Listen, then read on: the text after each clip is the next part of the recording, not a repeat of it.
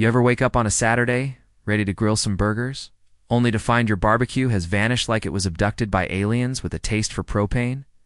Well, my grill wasn't taken by extraterrestrials. It was snatched by the HOA Karen. Twins, two sisters with matching bobs, matching attitudes, and a vendetta against anything that smells like happiness. Smash that like button before the Karens steal your grill, your joy, and maybe even your dog. And hit subscribe, because you never know when you'll need backup against the HOA Mafia. Let me set the scene. Picture a quiet, sun-drenched suburb. It's the kind of place where the grass is always a little too green and the mailboxes are all the same shade of HOA-approved beige. I moved here for peace, for the American dream, for the chance to grill a steak. In my own backyard without anyone breathing down my neck. But peace, as I learned, is a fragile thing, especially when you live 2 doors down from the Karen twins.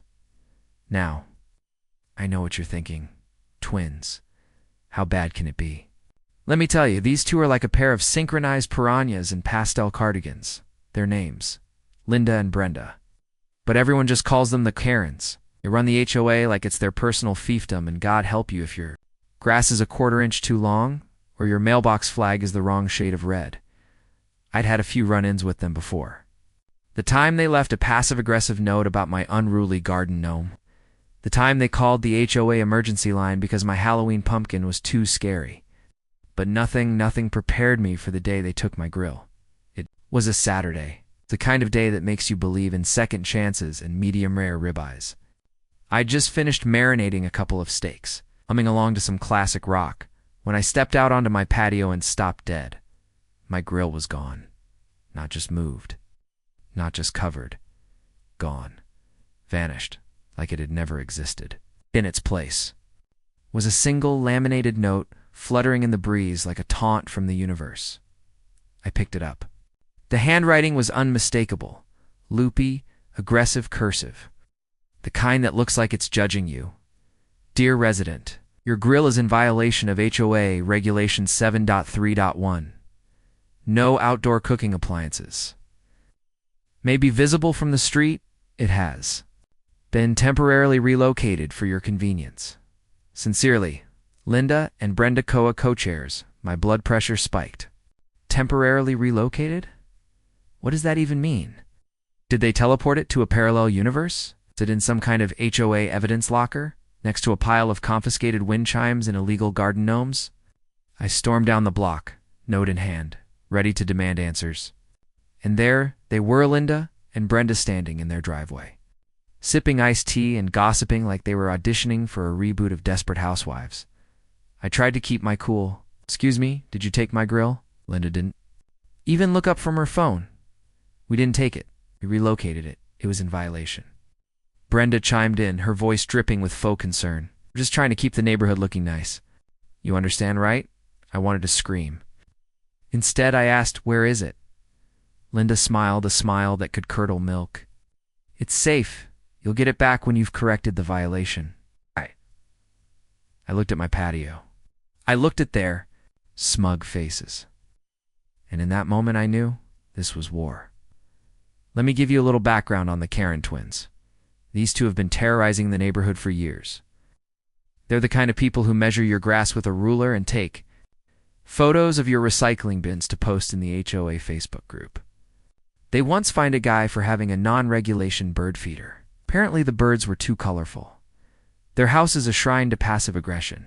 Perfectly trimmed hedges, a live laugh love sign in the window, and a security camera pointed directly at my driveway. I swear if I so much as sneezed too loudly, they're on the phone with the HOA.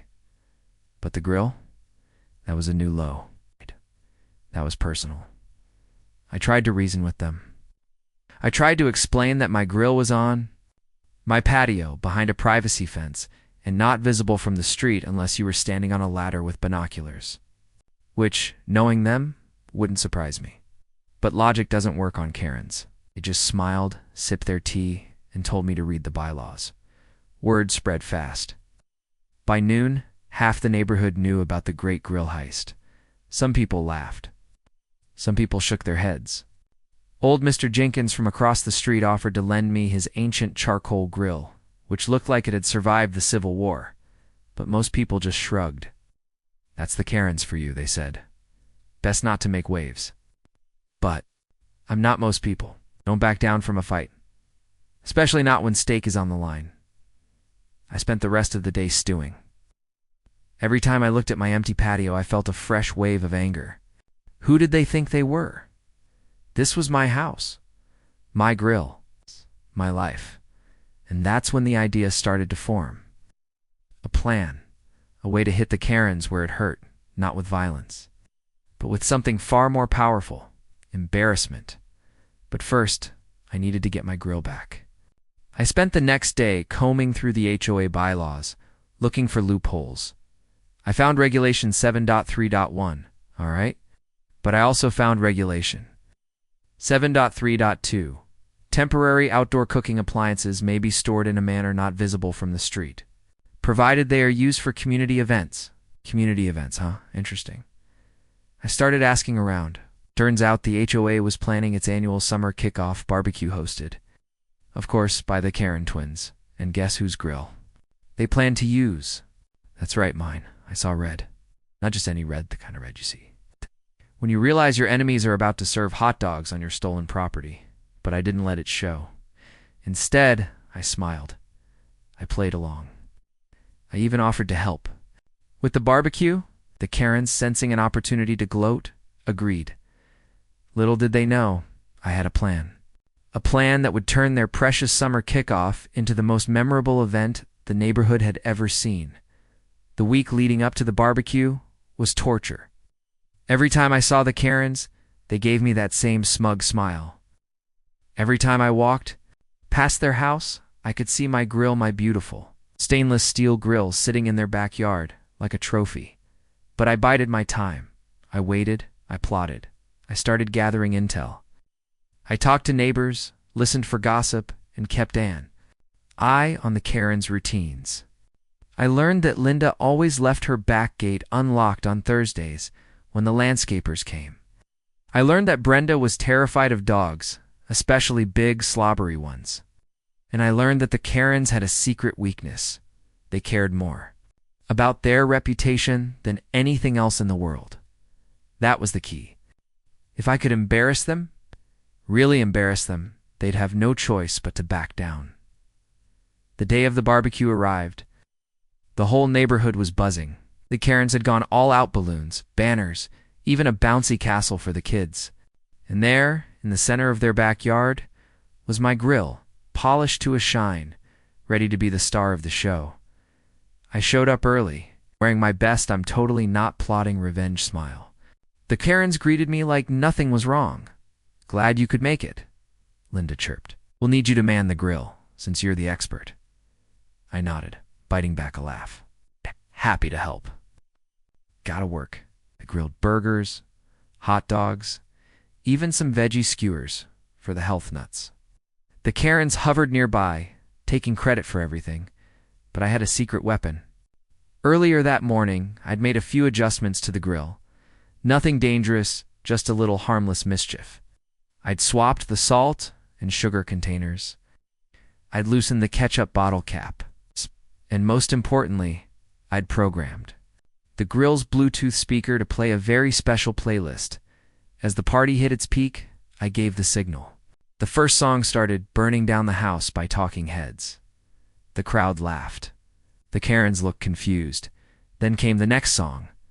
"We Didn't Start the Fire," then "Ring of Fire," then "Disco Inferno." By the time "Great Balls of Fire" started, people were in stitches. The Karens were red-faced, trying to play it cool. But it was clear they were losing control. And then, the piece de resistance. A pre-recorded message, blasting from the grill's speakers. "Attention, neighbors. This grill was stolen from its rightful owner by the HOA Karen twins. If you enjoyed your food today, thank the real chef and maybe ask the Karens why they needed to relocate a perfectly legal grill." The crowd went silent. Then, slowly, people started to laugh. Someone started to chant, "Give back the grill! Give back the grill!" The Karens were mortified. They tried to protest, but it was too late. The damage was done by the end of the day. The Karens had no choice but to return my grill. They tried to save face, but everyone saw through it. Their reputation was in tatters.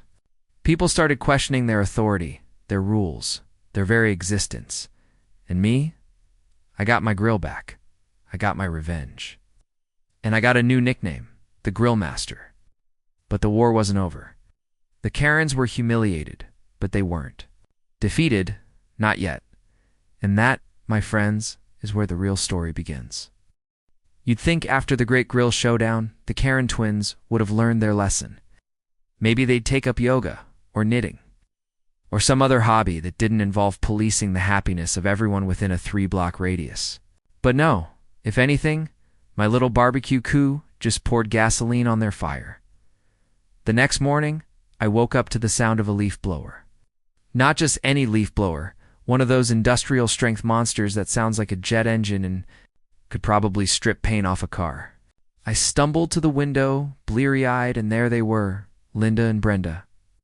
Tag-teaming my front yard at 6:45 a.m. on a Sunday. They weren't even blowing leaves. They were just blowing. Back and forth, up and down, like they were trying. To erase my lawn from existence, I opened the door, still in my pajamas, and called out, "Hey, can you keep it down? Some of us like to sleep in on weekends." Linda didn't even pause. "You're just making sure your property is up to code. There's a lot of debris here." Brenda, not to be outdone, added, "We wouldn't want another violation, would we?" I looked at my yard. There was a single, lonely dandelion. That was it. I almost wanted to frame it just to spite them. I shut the door and tried to ignore them. But the message was clear. The Karens were declaring war. And this time, they weren't just after my grill. They were after my peace. The next week was a masterclass in petty tyranny. Every day a new violation appeared in my mailbox. My trash cans were too visible. My porch light was too bright. My mailbox was too whimsical. It's literally just a mailbox with a tiny American flag sticker. If that's whimsical, I'm the Easter Bunny. They even started reporting my Amazon packages as suspicious activity. I got a call from the HOA security guy who, by the way, is just a retired mall cop with a golf car, tasking if I was expecting a delivery of books, like I was running a black market library out of my garage. But the real kicker came. On Thursday, I came home from work to find a bright orange notice taped to my door. Mandatory HOA inspection. Friday, 8 a.m. Signed, of course, by Linda and Brenda. I could practically hear their evil cackling from 2 houses away. I spent that night cleaning like a man possessed. I scrubbed, I swept, I even dusted the top of the fridge just in case they brought a ladder. I was ready for them. Or so I thought. Friday morning, 7:59 a.m. sharp, the Karens arrived, clipboard in hand, matching visors, and the kind of smiles you only see on people who enjoy jury duty. They marched through my house like they were inspecting a crime scene, poking at baseboards, peering under rugs, sniffing the air like bloodhounds. Linda made a big show of writing things down. Slight discoloration on the window trim. That's a warning. Brenda ran her finger along a shelf and held it up. Dust. That's another. I wanted to ask if they'd like to check my dental hygiene while they were at it, but I bit my tongue.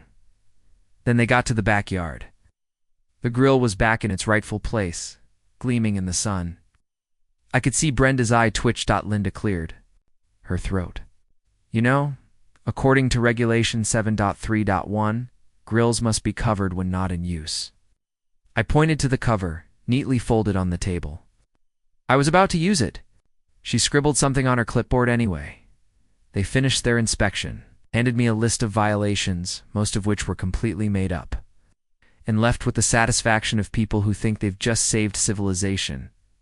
Stood there, clutching the list, and felt something snap. This wasn't about the grill anymore. This was about control. It's about power.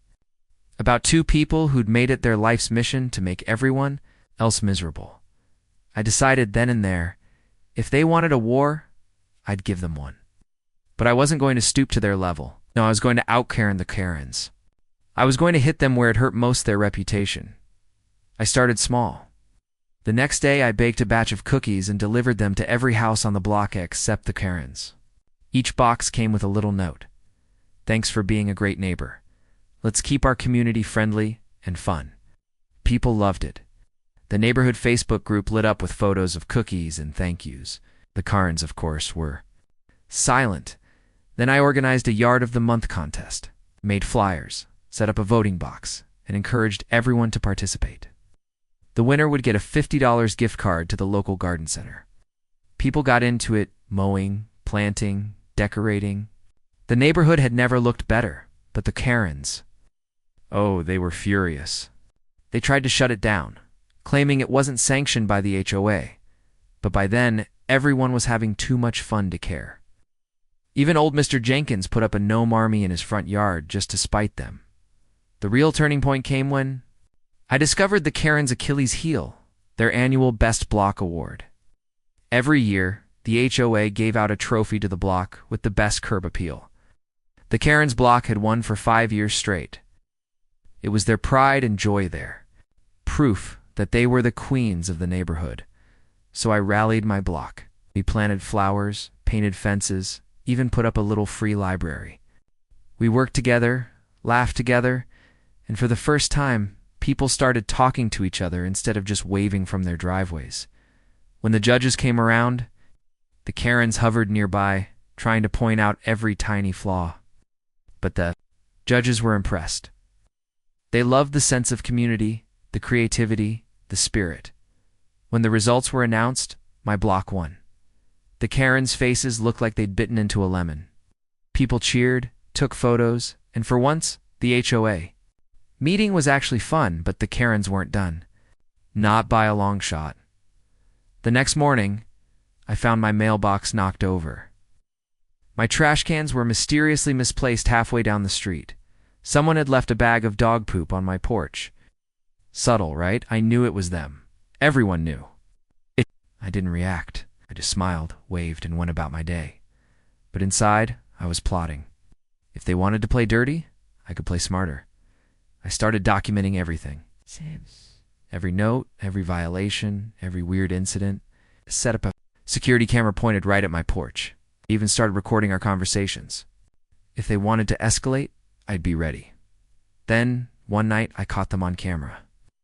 The footage was grainy, but there was no mistaking those matching visors and pastel tracksuits. They were sneaking around my yard, flashlight in hand, measuring my grass with a ruler.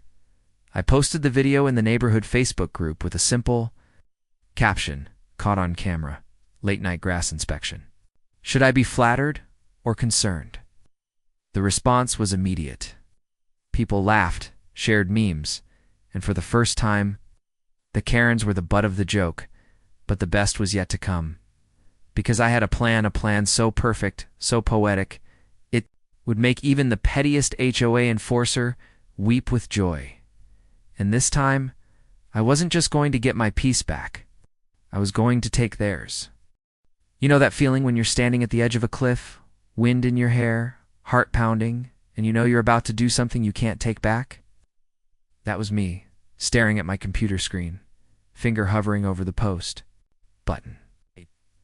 The video of the Karen twins' midnight grass inspection was already making the rounds, but I had something even better, a plan that would turn their own rules against them and let the whole neighborhood watch. But first I needed to set the stage. The Karens had always thrived in the shadows, whispering in HOA meetings, sending anonymous complaints, hiding behind bylaws and bureaucracy. If I was going to take them down, I had to drag them into the light, had to make their pettiness so public, so undeniable, that even their most loyal minions would have to admit the truth. So I started with a little research. I dug through the HOA bylaws, looking for every contradiction, every loophole, every ridiculous rule that the Karens themselves had ever bent or broken. And let me tell you, it was like finding a gold mine in my own backyard. Turns out the Karens were serial offenders' unapproved holiday decorations, unsanctioned yard sales, even a rogue inflatable Santa that had mysteriously disappeared from their front lawn one December. I always suspected it was Brenda's doing. But now I had proof. Armed with my evidence, I started building my case.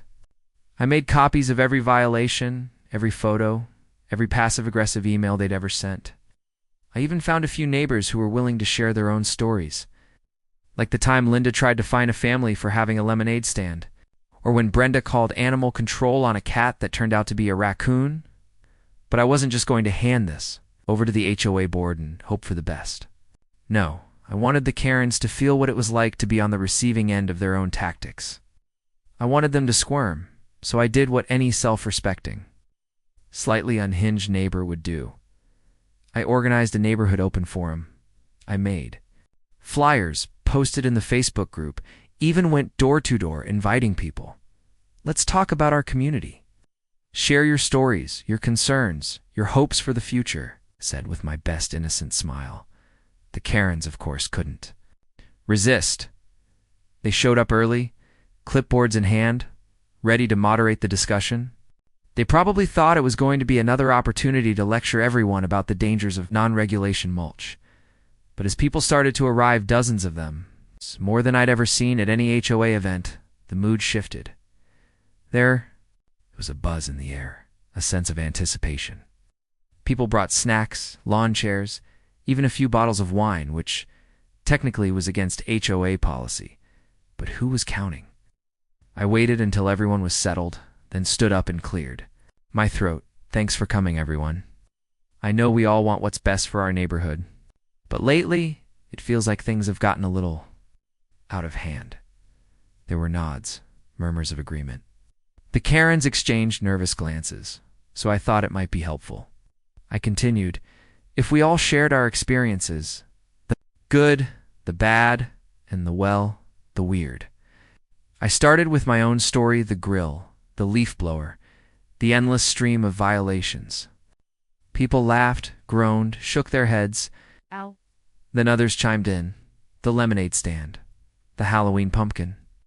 The time Brenda tried to ban wind chimes because they were too cheerful. It was like opening the floodgates. Suddenly everyone had a story. The Karens tried to defend themselves, but it was like trying to plug a dam with a toothpick. The more they protested, the more ridiculous they sounded. And then the piece de resistance. I pulled out my stack of evidence, the photos, the emails, the video of the midnight grass inspection, handed them out, one by one, letting people see for themselves. The room went quiet. You could feel the shift the moment when everyone realized that the Karens weren't just annoying. They were bullies. Linda's face turned a shade of red I'd never seen before. Brenda looked like she was about to faint, but I wasn't done. I think it's time, I said, that we reconsidered how our HOA is run. Maybe it's time for some new leadership, someone who actually listens to the community instead of just enforcing rules for the sake of it. There was a pause.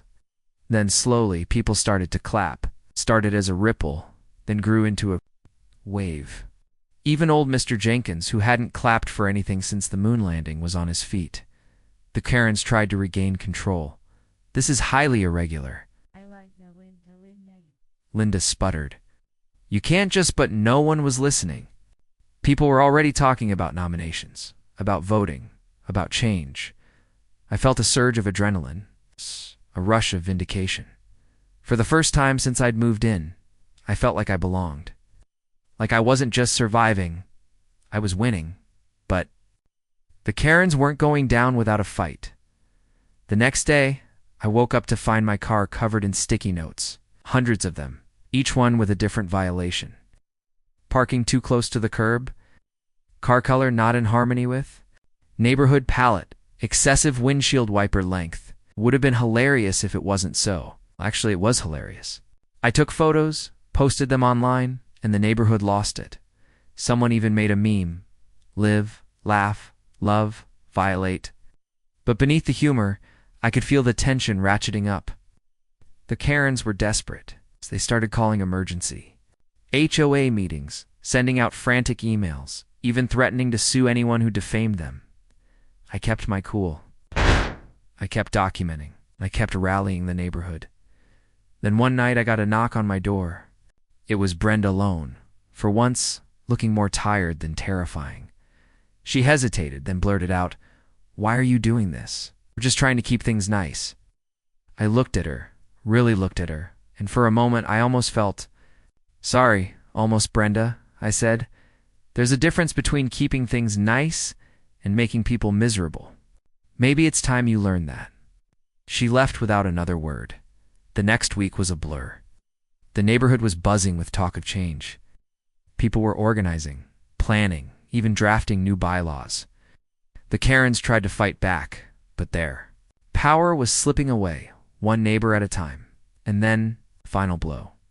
The HOA election. For the first time in years, there were multiple candidates, real people, with real ideas. I didn't run. I like my sanity. Thank you very much.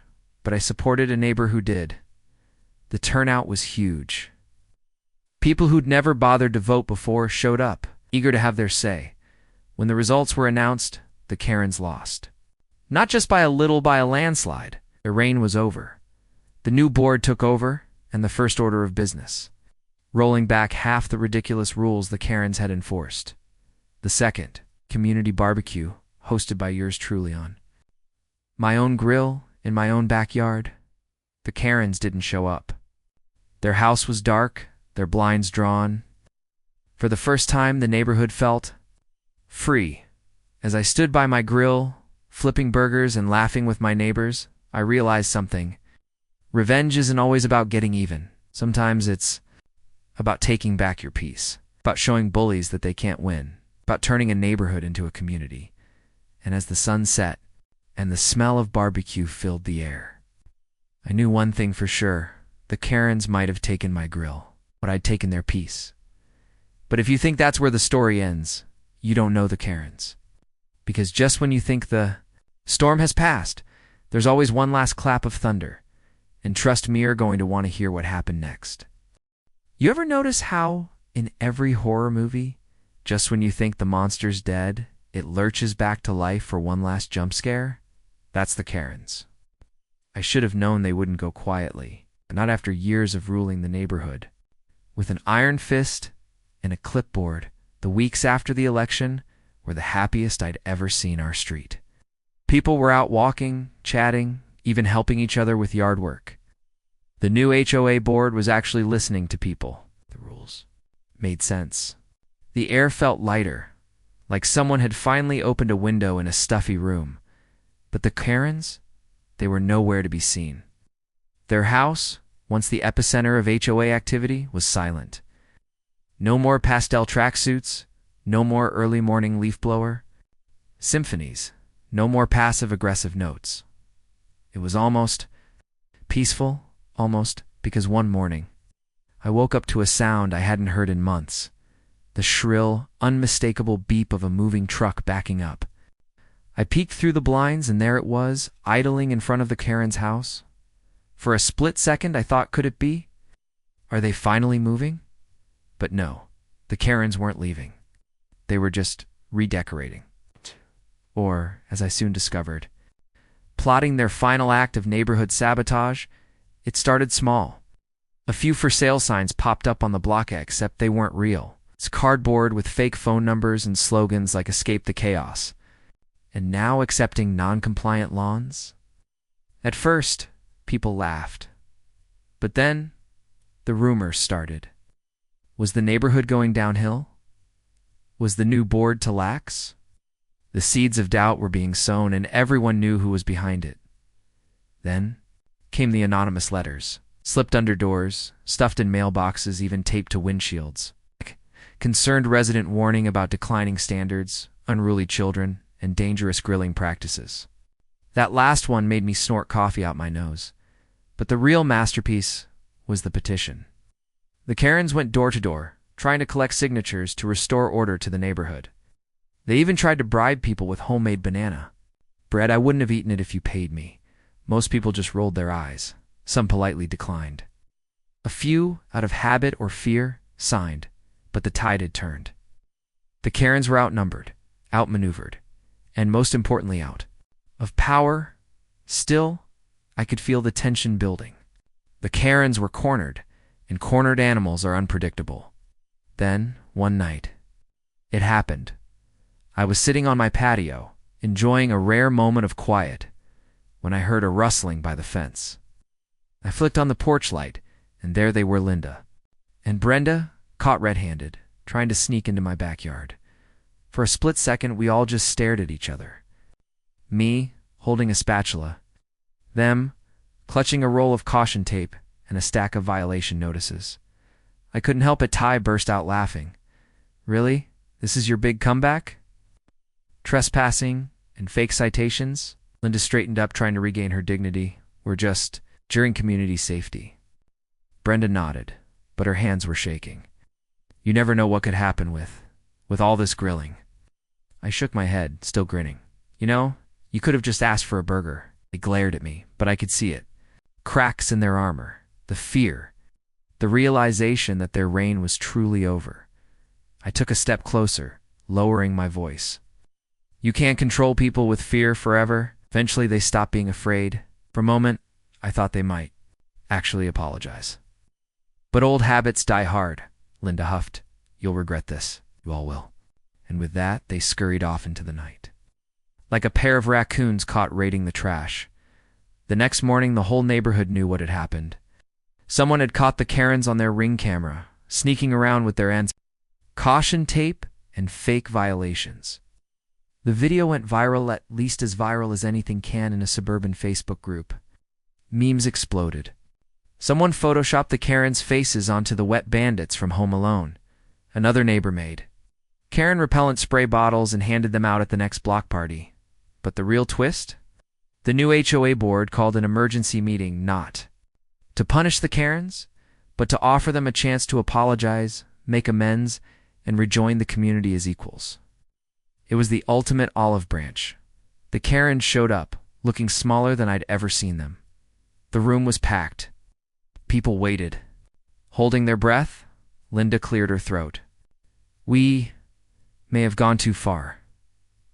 We just wanted things to be nice. Brenda nodded, eyes downcast. We're sorry it wasn't much. But it was something. The board accepted their apology, but with one condition. The Karens had to host the next community event. No rules, no clipboards, no violations, just fun. And so, a month later, the entire neighborhood gathered in the Karens' backyard for the first ever no rules BBQ. There were lawn games, music, even a slip and slide. People brought whatever they wanted: wind chimes, gnomes, even a few inflatable Santas. The Karens tried to look relaxed. You could see them twitch every time someone spilled a drink or let their dog off leash. But by the end of the night, something amazing happened. Linda was laughing. Brenda was playing cornhole with Mr. Jenkins. For the first time, they looked human. As the sun set, I fired up my grill finally safe and sound. I flipped a burger, handed it to Linda, and raised my tongs in a toast. To peace, I said, and to never, ever letting the Karens steal our joy again. She smiled. A real smile this time.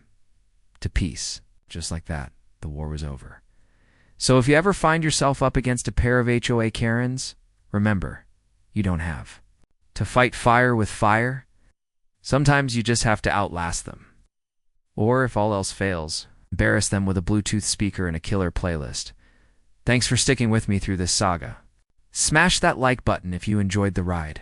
Can hit subscribe, because you never know when the next neighborhood drama will come knocking. And if you're listening, Linda and Brenda, my grill's always hot, and you're always welcome. Just leave the caution tape at home.